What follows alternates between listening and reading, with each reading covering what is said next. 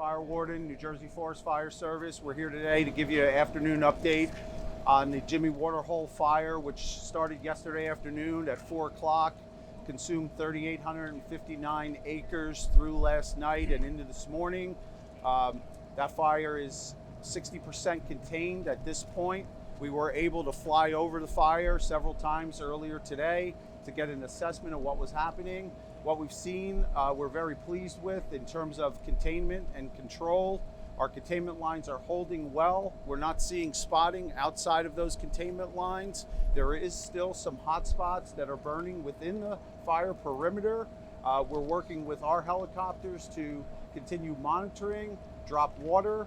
We do have assistance coming in from New Jersey Air National Guard this afternoon with 2 Black Hawk helicopters to ramp up the water drop on hotspots within the containment area. But we have confidence now that the fire is going to hold within that containment area. It will still continue to produce periods of significant smoke, which people will be able to see and smell throughout the remainder of today and probably even in the next couple of days as those pockets of unburned fuel inside the perimeter continue to burn and ignite. But our concern for escape outside of that area is very low at this point. So what I'd like to do now is give it a chance for Incident Commander John Erlin, who ran the fire through late yesterday and last night and again today, who's been on a long 24-hour shift here, to give you a little bit of an update of what he's seen out there and a projected forecast for our monitoring and mop up this evening.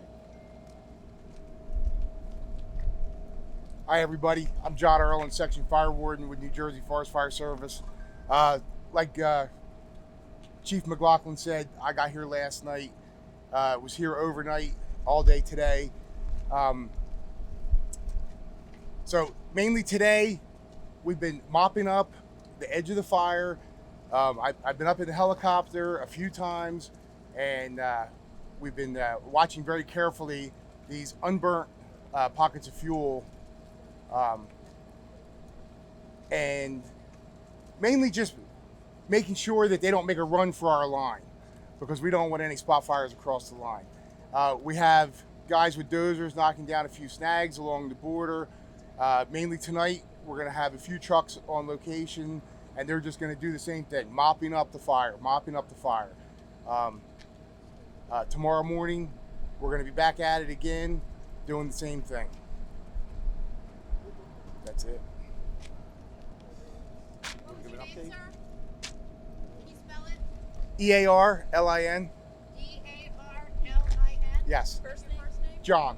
And you are where? New Jersey Forest Fire Service, J-O-H-N.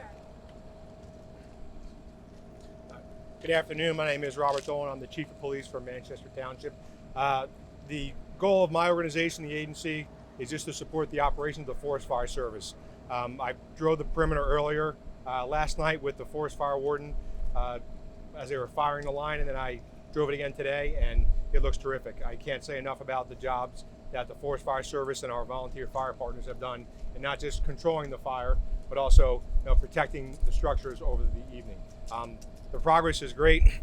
All the fuel, to me, looks pretty burned out, and I'm optimistic that these gentlemen have done an outstanding job in making sure that we get this under control as quickly as possible. The police department just continues normal operations. We've had minimal calls for service regarding this fire, so we're just doing our own thing, answering calls for service in town unrelated to the fire.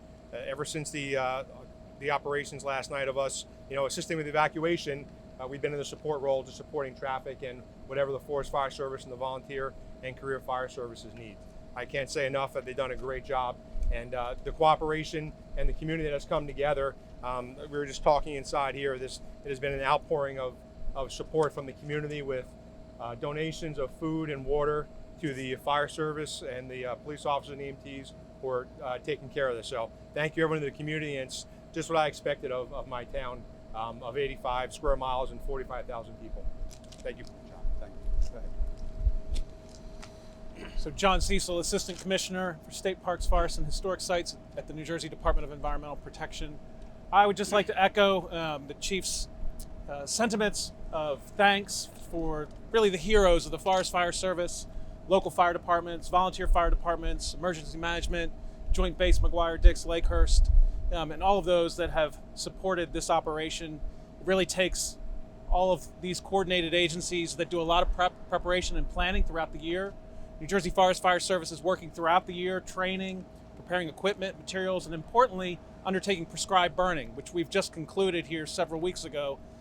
We go through that process primarily in March, early February, beginning of the year, when the conditions are right to deliberately set fires to the forest, when we can have a good control over how those fires are going to burn through the forest and consume fuels. That gets us ahead of conditions like we've seen over the last 24 hours, where you have very severe conditions and ultimately severe wildfire. We did see severe conditions last night, extreme wildfire conditions with very long flame lengths, fire crowning into the treetops, wind-blown embers, those embers raining down and spotting fires out ahead of us. That put a lot of staff on the ground for us and a lot of running around knocking out those spot fires. But all of the emergency responders did a tremendous job protecting the homes, protecting property, protecting the lives of the people in this community, and importantly, keeping themselves safe as we undertook this operation. So again, a huge thanks to all of those that have responded and to the community for their support and understanding as we've moved through this operation. Thank you. Sir, can you spell your name for us again? Sure, it's John, John, Cecil, Cecil. Thank you. And you are With the New Jersey Department of Environmental Protection, and that's Assistant Commissioner for State Parks, Forests, and Historic Sites. thank you, sir. Okay, at this time we can entertain questions and we can work those again from right to left, if you will. I'll ask you a question. Sure. Can you talk about the back burn that you all did by the Division Street in Lakehurst? I've been talking with a lot of residents. They talked about how they watched someone with a fire can go up and down that street. Can you talk about the protection aspects of that? Okay, sure. So last night, as the flaming front, essentially the head fire, was starting to approach that area, the fire was moving very rapidly. 200-foot flame lengths, ember showers, starting new spot fires ahead of the main fire. The fire was traveling at approximately 4.5 miles an hour. We went into the area of Division Street and immediately set up structure protection. We began evacuating homes in that area, and we began lighting backfires to try to burn out the fuels ahead of the oncoming head fire into that area. And thankfully that worked well to slow the fire down and actually divert the fire away from the homes into an old cranberry bog, which contained water, and a lake area over on Lakehurst Base. Greg, can you give us an idea of what the Black Hawk helicopters will lend to this fight? Sure.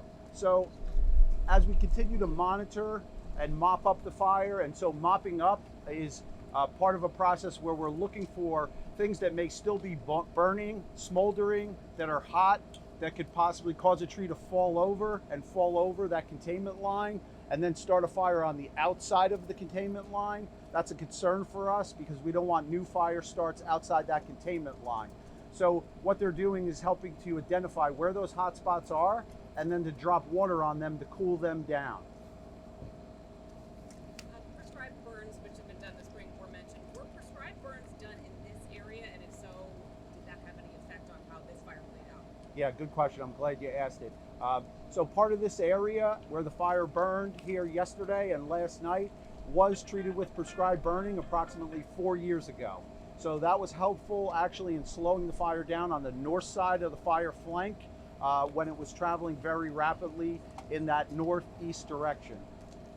I just want to piggyback on her question. There's areas along Horicon Road where right side of the road as you go west are burned, not up into the trees, but along the ground. The left side's not. I'm assuming that's a fire break. There were no control burns along there last night in order to contain the fire, and if so, if there were, talk about the role that they played in keeping the burner. So sure, the right side of Horicon Road as you're going west towards Route 539, that burned area was backing fire. Those were burnout operations coming from Central Avenue towards Route 539 to try to flank off the fire that was traveling in the eastward direction towards Lakehurst. Chief, you're in close proximity to Joint Base MDL, talking about those Black Hawks. You know, do you think it worked to your advantage being in such close proximity to Joint Base MDL? Because otherwise, where else would you have pulled resources for water drops? Yeah, definitely. Not only the water drops coming from DOD were helpful, but also their staff. They have a fire department on base. They provided several engines to us. They actually helped us to run down some spot fires last night. It was a really well orchestrated and coordinated effort to get those spot fires out quickly because they were starting to spread into Lakehurst. The other thing is that was helpful is that their road system and road network is really well maintained, and that gave us access. Part of the problem with this fire was, when you have a fire that's being pushed by a west wind, you want to cut it off on north-south roads so you can start those burnout and backfire operations. There's only 2 north-south roads that are available to us to use, and the one that we chose to use on Central Avenue early in the evening didn't hold fire. We backed out to South Boundary Road, which is the boundary line between the military property and the state property, and that was really helpful to us. Any questions here? Good. And no cause as of yet. The cause is still being investigated. We have teams out investigating today, yes. So no determination on that. It'll remain under investigation. But can you start where it started?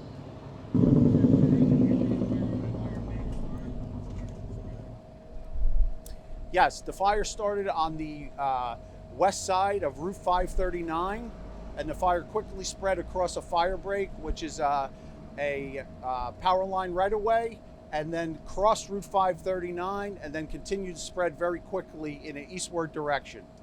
And I heard you say, or somebody said earlier, that most of these fires are human error or caused by humans. That's correct. Do we still believe that that might be the case, knowing where the fire started? So it's a process that we undertake to rule out natural causes, to rule out accidental causes, to determine if we can identify a source or ignition point. And through that process, then we put the pieces of the puzzle together, and then we look for patterns to determine what happened, how it happened. We know where it happened, and we'll continue to do that. Sir, it was just 4 days ago, the fire service tweeted out, hey, it's April, the height of the forest fire season. Now 3 days later, 4 days later, you have one. Any comment on how busy it's been so far, and maybe what the rest of the season has to hold in store?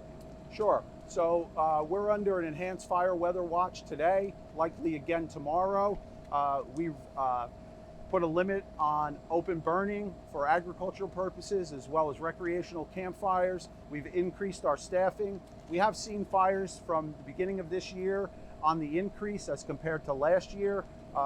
And we've seen fires starting earlier in the season this year, where we would typically see fires peaking in April. We're starting to see fires starting to peak at the end of March, and today, yesterday, and early April as well. So as long as the weather conditions with low humidity and gusty winds, today the winds are gusting up to 23 miles an hour. If a fire starts, it's got potential to spread quickly. Anything else for anyone else? Thank you, sir. Okay, thank you folks, appreciate it, thank you. Right? So this will be the last update for us for today here. Okay? Thank you. Thank you.